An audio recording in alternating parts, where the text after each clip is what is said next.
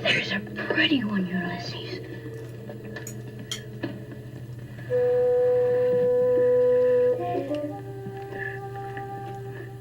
There it is. Editing Sean here. For the first time in all 60 plus episodes of Bite Size Book Chats, I've decided to feature only 3 Bite Size Book Chats because all 3 of them were so substantive and so fascinating that I couldn't do justice to them by editing them down any further, and I didn't want to edit a 4th chat down to like 3 or 4 or 5, 6 minutes, so you get 3 this episode. Enjoy!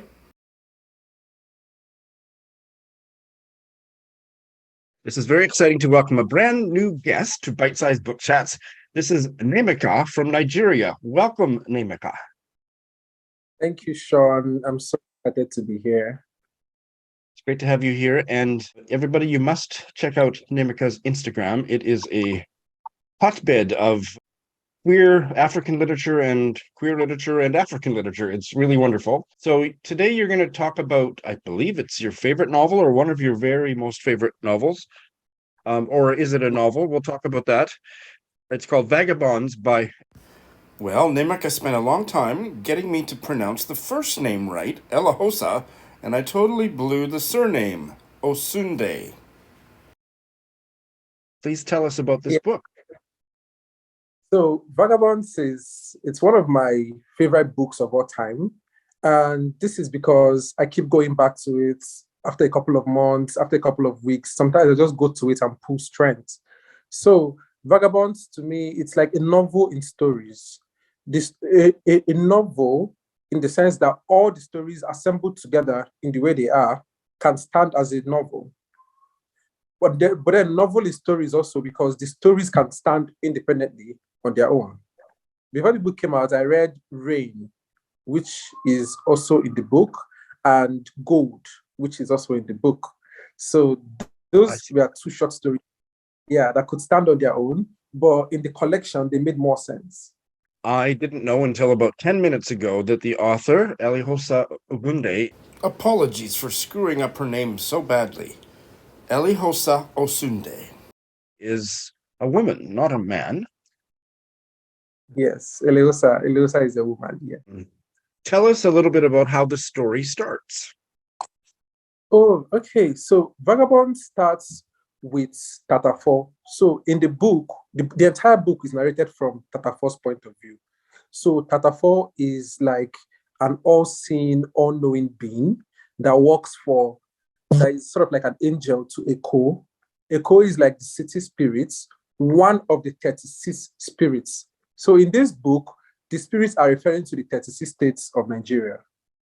So, but Echo is like the biggest of them because Lagos is like the metropolis of Nigeria. So Vagabonds is like an angel, someone that serves the city spirits, Echo. So he sees everything.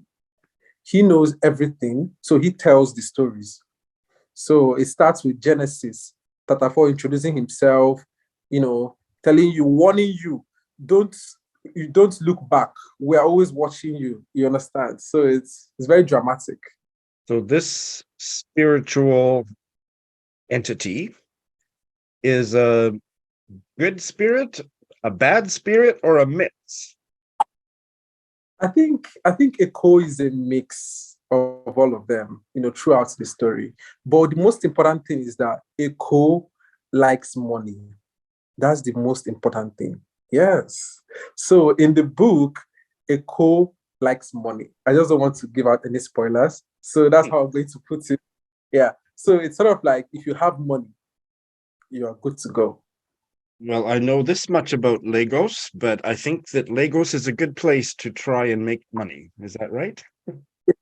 Yes. Actually, you can make money in Lagos. It's a city that you can make a lot of money in, but you can also spend a lot of money there. So the standard of living is like very high. Cost of housing, for example, is like ×3 what you get in other states. Cost of transportation, cost of living, everything is just very high. But you can also make more money. There are some mortal human characters in this novel. So tell us about some of them. Yeah, so sometimes I don't even know how to describe them because in this novel we have the devil. There was a character that was the devil that was doing good, but it was such an interesting thing, having someone that is the devil that could possess anyone, enter their body, take form inside their body, and then go on to do anything they want to do, and then leave the body. So we had characters like the devil, we had characters like a baby that suddenly appeared to a mother and said, I'm your daughter. And then the mother was like, okay, I accept you. It's very interesting. We haven't talked about much gay stuff yet, so let's get into the gay stuff. So the Vagabonds, tell me about who are the Vagabonds and how do the queer characters fit into that category? Okay, so the vagabonds in this book are the queer people that have been marginalized, people that are living in the cracks between the cities, people that are living the underground life, the queer people, the trans people, the gay people. So this story sort of like highlights their life. There's this love story that goes throughout the book. It's about Wura Blackson and her partner. So it's like a very beautiful queer love story. And the rest of the stories are also, they're mostly queer stories. And they celebrate love in very beautiful, very ordinary and unique way. What other kinds of characters, what other kinds of people are considered to be vagabonds? People that are rebellious. So deviant people that are rebellious, people that are not exactly humans. What can you tell us about the author? Okay, so I discovered Eloghosa Osunde's writing in 2021. I read their short story, Good Boy, and it was the most beautiful short story I'd ever read. So, and after reading it, I remember sending it to 20 of my friends. I'm like, you have to read this. It was on the Paris Review, and they took the paywall down. So it was like a brief window to read the story before the paywall comes up. So I sent it to everybody. I'm like, you have to read this now before the paywall comes up. And then they read it, they're like, I've never seen anyone write like this. Eloghosa has her own voice. And that's something very unique about her. There's in Vagabonds, there's somewhere that she said gold can be she did not want a boyfriend, or I'm trying to paraphrase, but it's something like she did not want a boyfriend or a girlfriend. She wanted to be herself. She could be legible in that reading. So she used that word there, legible in that reading. So it's a sort of like a play on words. She just knows how to play with her language, her form, her voice. So then I read a couple of her essays as well on the Paris Review, because I think she writes a column on the Paris Review.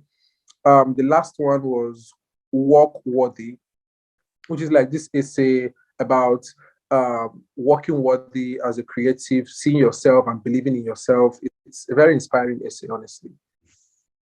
Has she other books out or just Vagabonds? Just Vagabonds. But I think she has completed the second manuscript for her next novel. I think she posted it on Instagram that she has a next novel, but we don't know anything about that yet. Something to look forward to. Yes. Would you compare her writing in general or this book, Vagabonds, specifically, to any other book or writer? Her voice, her writing style is very, very unique.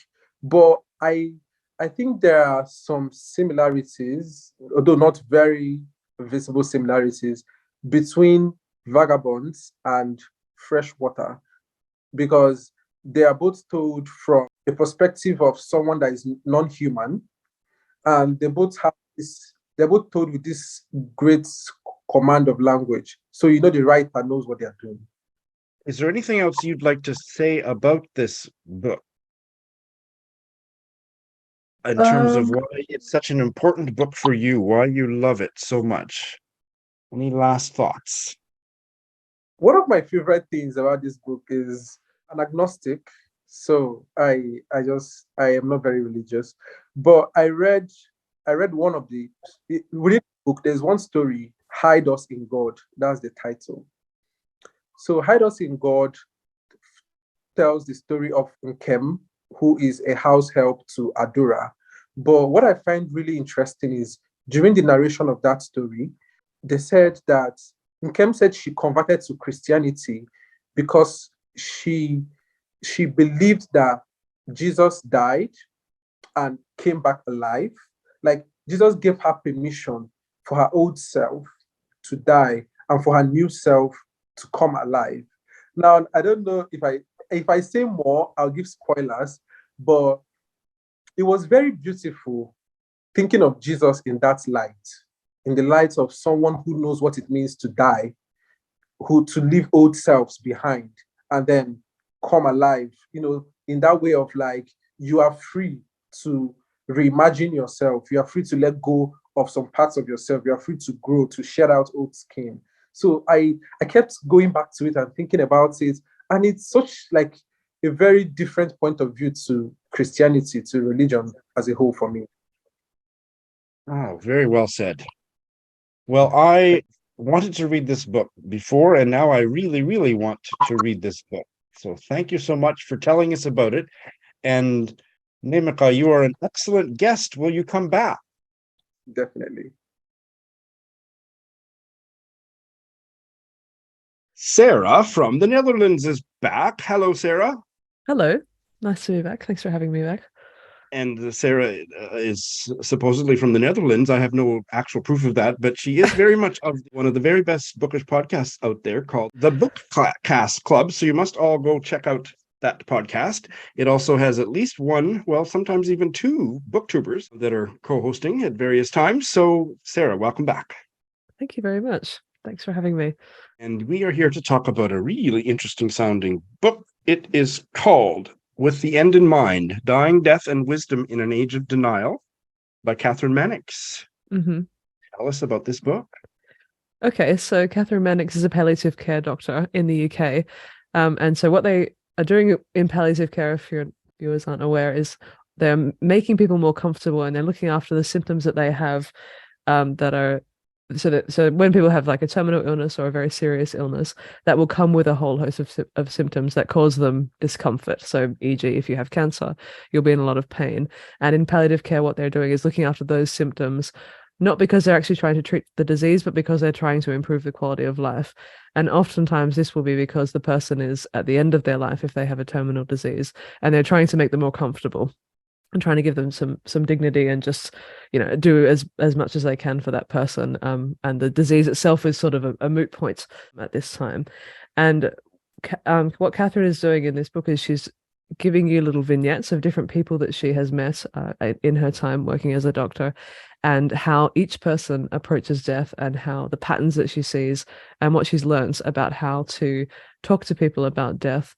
And she's writing from a British perspective. So of course she's writing about a lot of the fear that people have in this culture and Australian culture. So I'm from Australia. Australian culture is very similar as well, where people have a real fear of death and they don't want to talk about it. And she talks about how she has to approach this topic with people and how often she'll be in a room with a family that have very strong emotions, very different emotions, and people don't know how to communicate. They don't want to talk about it. And she and her team have to sort of gently try and bring this up and get people talking about the process of dying, what it's going to look like, what's going to happen, and try and get them to feel comfortable and get them to feel safe, and also get them to be ready to die, honestly, so that they're not sort of lying there feeling horribly fearful for their last weeks. And it's not a very depressing book. It sounds like it would be, but she's got a really wonderful way of writing, which is very uplifting, and she's very calm about it, and she's sort of explaining, this is life, this is what it looks like. And it's a really, really interesting book if you're someone who's not familiar with what this process can look like. Maybe if you've never been close to someone who is dying. I think it's really, really interesting. And for me, what I particularly enjoyed about it is that she helps you, she sort of teaches you how to have conversations with people about death and how to bring it up, and how there are certain ways that you can bring things up that are awful and scary, and how she would phrase it, and how you can sort of start to have these conversations. So I found it it's really, really interesting. It's quite funny in times like and you have a lot of respect for the nurses and how they navigate this by the end. There's one particular story that she tells about a woman who has cancer, and she's really close to dying, like she's sort of dying any day now, and she's got a number of children, and one of them is a felon. So he's been in prison for many, many years, and he gets given day release so that he can go and essentially say goodbye to his dying mother. And he hasn't spoken to the mother or the family really for I think he's been in prison for decades. So he comes in and he's completely handcuffed, and he's handcuffed to two different wardens. Is that what they call the jail people? And the nurses are trying desperately to navigate. There's this poor dying woman, all the other family who are completely grief stricken, this guy who wants to say goodbye to his mother. He's handcuffed to people. Obviously, there's decades and decades of probably very complicated emotions. And she talks about how the nurses managed to actually navigate this. They actually managed to get the guy, his handcuffs removed.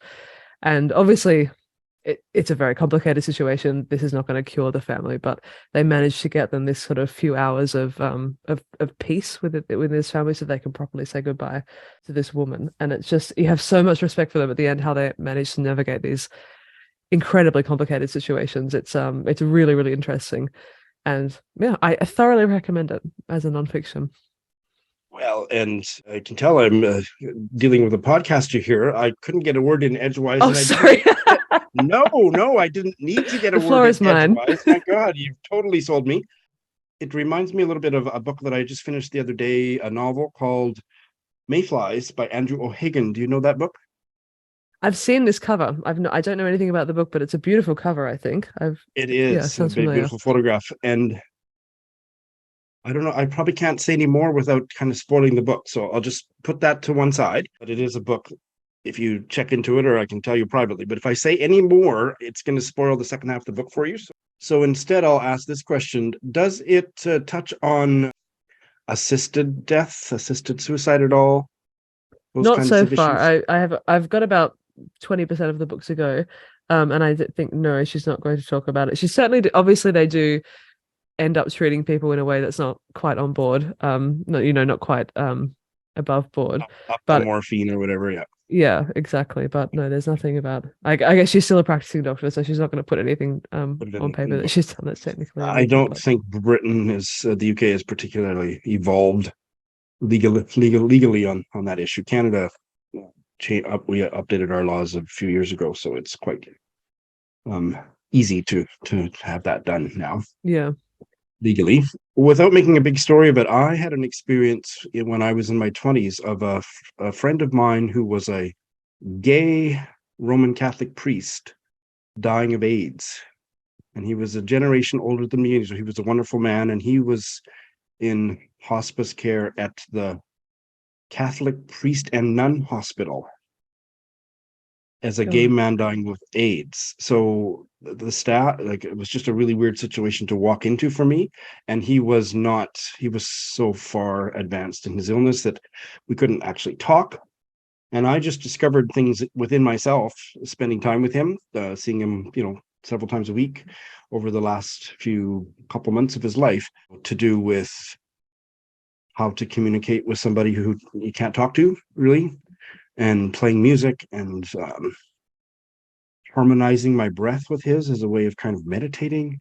Experiences that I had never had before or since. It was a remarkable, incredibly powerful experience for me. So this book sounds really fascinating. Now, I believe you've already said, Sarah, that it's not particularly like a self-helpy book. No, it's informative. It's sort of the sort of way that she would speak to members of the family. That's essentially what she's giving you, the reader. So she's sort of educating exactly what you're just describing, actually, what it's like to be near someone who's very close to death. Part of her job is to educate people what that process actually looks like and the breathing changes, because often people are quite fearful of that. And especially if it's say your partner who's dying and you've never, you've lived with them for 30 years, but you've never heard them breathing like this. It's very scary. And so part of her job is to explain to people what this is going to look like, explain how the breathing is going to change so that people feel educated. And so she's doing this for you, the reader, as well, and explaining what's going to happen, how different stages of diseases, how the body starts to shut down, so that you can feel empowered is not the word, but you can feel, educated and prepared. So it's not about you being comfortable with death so much. It's more the logistics, like what actually happens and what's going to Right. happen to you. And it sounds like she is a really good storyteller. So it's a narrative based. Yeah. It's not a whole bunch of facts and figures and statistics. It's a Yeah, it's real. very human, and it's very one-on-one, and she's a very empathetic person without being. Sometimes I find doctor memoirs can be a bit saccharine. There's something about them that I don't quite like, and she's not sort of like, oh, aren't I wonderful? Here's all the good work that I've been doing as a wonderful doctor and my contribution. She's just sort of like, these are the people that I've met, and this is their stories, and this is how I dealt with them. But it's very much the perspective, and what she's focusing on is the people who are dying and the people that love them. It's not her role in it is very humble. She's very much takes a back seat. She's very much a facilitator, whereas other memoirs I've read by doctors are not quite like that. I can't not ask you. Have you read an Australian novella called The Spare Room by Helen Garner? Love it. Absolutely love it.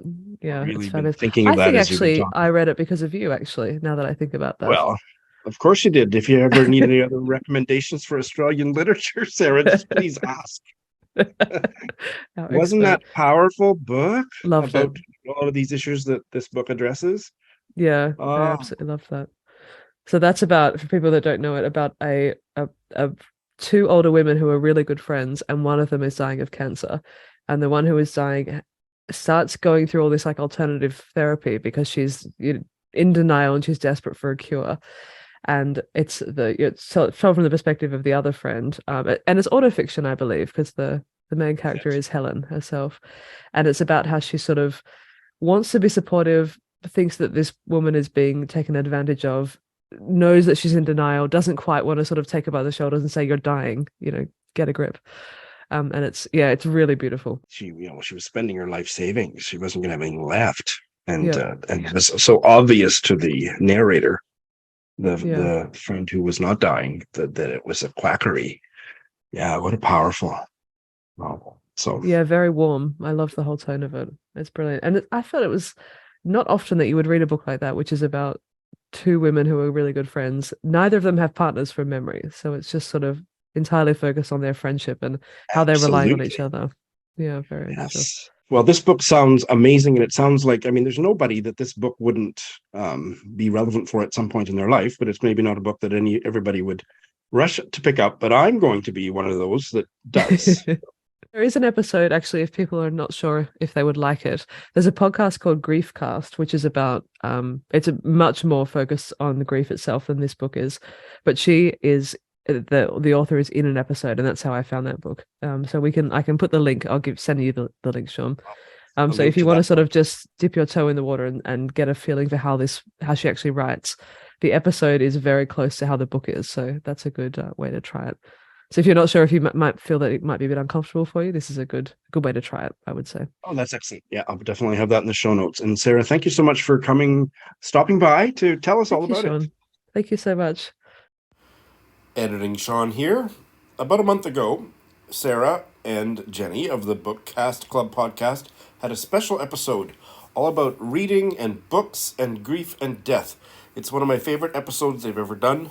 There will be a link to that in the show notes, and they talk about this book as well there. Do check it out.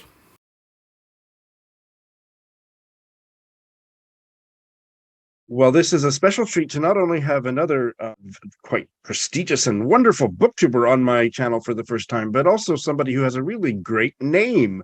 This is Sean from the fabulous channel Travel Through Stories, joining us today from New York City. Welcome, Sean.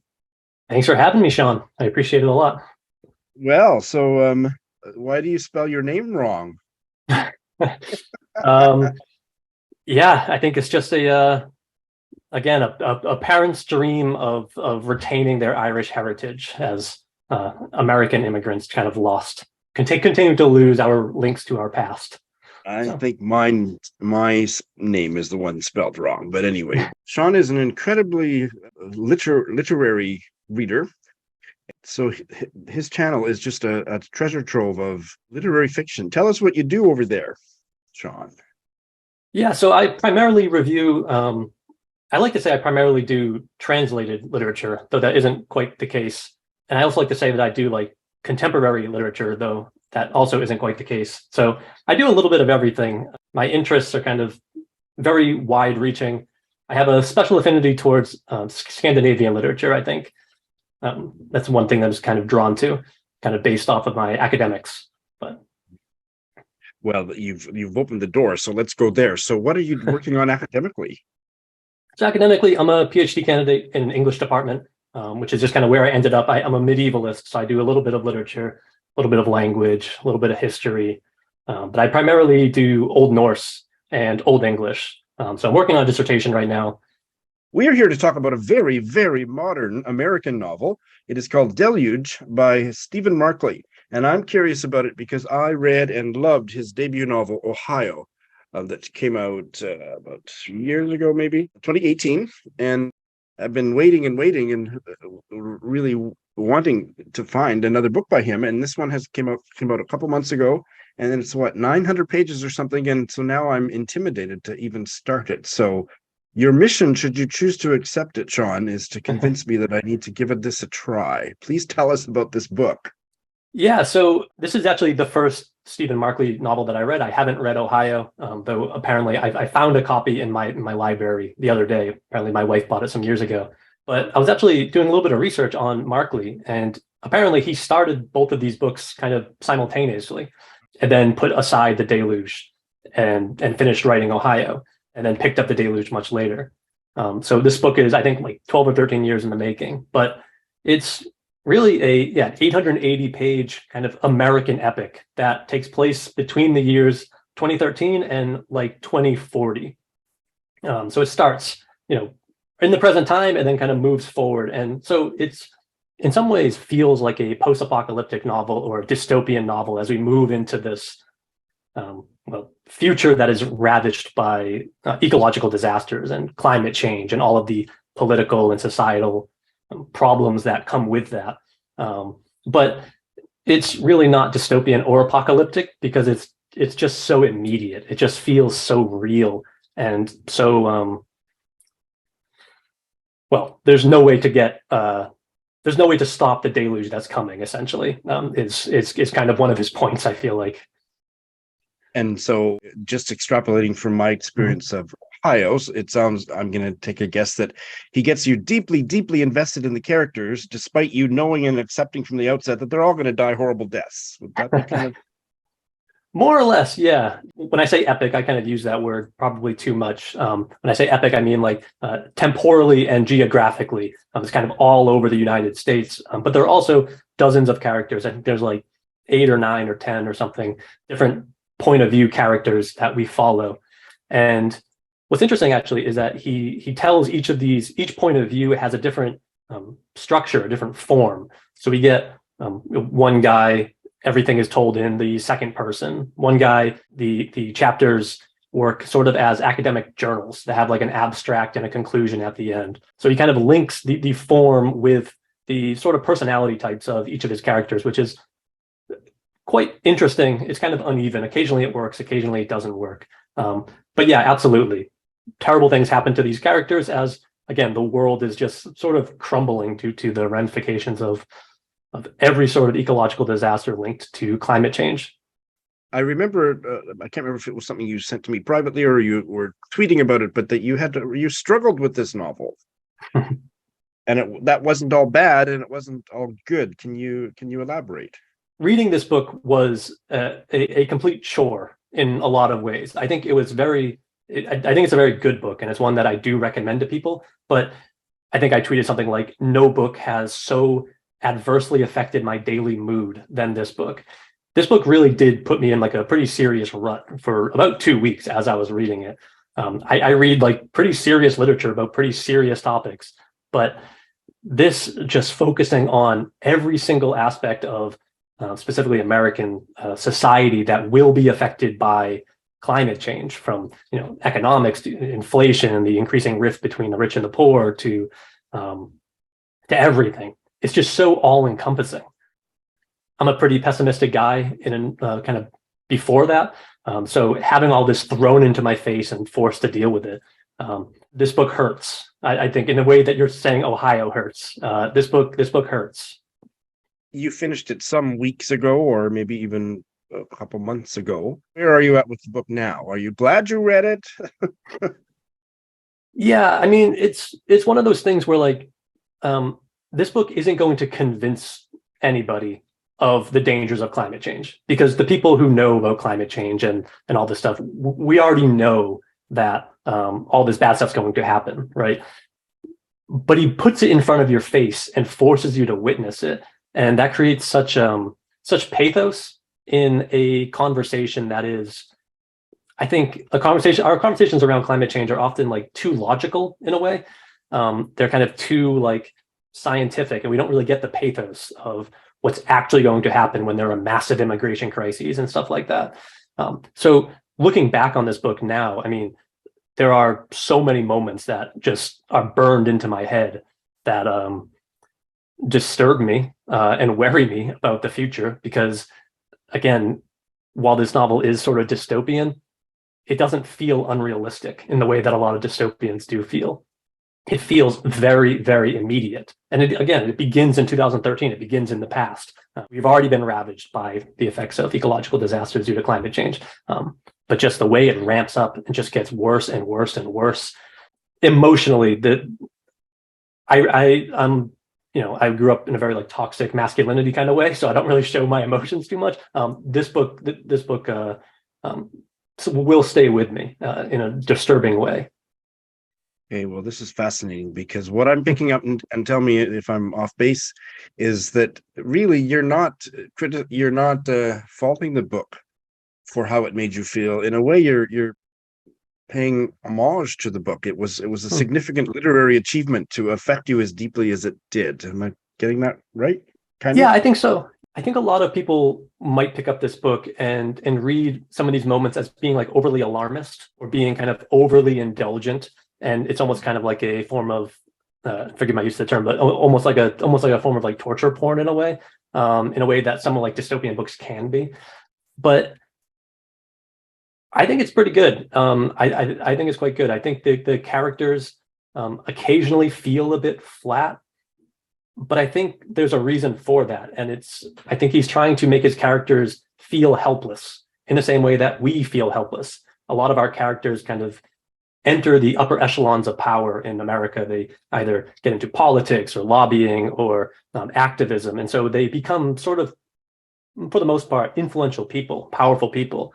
But even when they're way up there in the upper echelons of power, they're still fighting these massive indifferent systems that refuse to act, and they can't even convince these systems to act. So the characters occasionally, I think, do feel flat. I think some people will critique that, and this might be a cop-out response to that, but I think there's a reason why he's doing that, and it's to make our actors be acted upon more so than acting themselves, in the same way that we so often feel so helpless against these massive hegemonic systems. And when did you say the story goes up to? I think about the year 2040. So I am struggling with reading tomes. I'm reading, maybe you've read it, you probably have, Kin by Miljenko Jergović. I got 150 pages into it and I absolutely loved it, and then I put it aside for whatever reason. Well, I actually feel a little bit superior because I got halfway through before that happened to me, and I am going to finish it. I loved it. But I'm struggling to finish tomes in the last couple of years. It's just become a big thing. So I've decided that I can start reading Deluge now, and I will commit to having finished reading it by 2040. I think that's fair. Yeah. You can just read it chronologically. That's right. Read it in real time over the next 20 years. You've sold me on the book. I will try it, and I hope that you'll come back and tell us about another book someday. Yeah, thank you very much for having me. Yeah, I hope you do give it a go, and I hope you don't blame me if it puts you into a depressive state for a few weeks.